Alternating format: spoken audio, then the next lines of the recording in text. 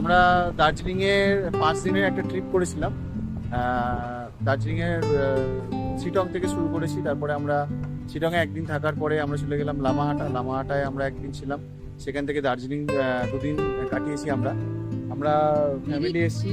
এই দাদা আমাদের হচ্ছে সারথি, মানে পুরো ট্রিপটা এই দাদাই আমাদেরকে ঘুরিয়েছে চারি জায়গায়। আর এই ট্যুরটা পুরো আমাদের অর্গানাইজ করেছে আয়ুষ ট্যুরিজম।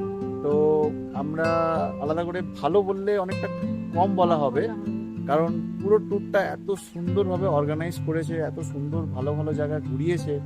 হ্যাঁ, এখনো আমরা চা বাগানের সামনে দাঁড়িয়েছি, পুরোটা চা বাগান, বাড়ি ফিরছি আজকে।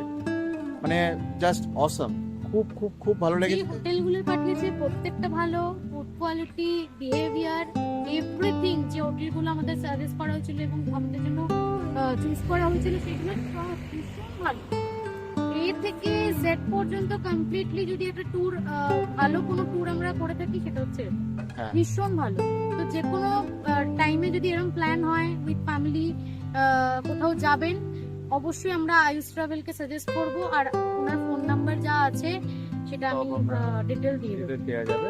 আর কি বলবো, মানে বাড়িতে মানে ফিরতে ইচ্ছা করছিল না অ্যাকচুয়ালি, এত সুন্দর ব্যবহার পেয়েছি আমরা। বিকাশ দা আমাদের নিজের দাদার মতো হয়ে গেছে। আমরা বিকাশ দাকে ছেড়ে চলে যাবো, মন খারাপ, তাও যেতে তো হবেই, কিছু করার নেই। তাও আপনারা যারাই মানে ট্যুর অর্গানাইজ করবেন অবশ্যই এই আয়ুষ ট্রাভেলসকে একবার জিজ্ঞাসা করে দেখে শুনে নেবেন, খুব ভালো।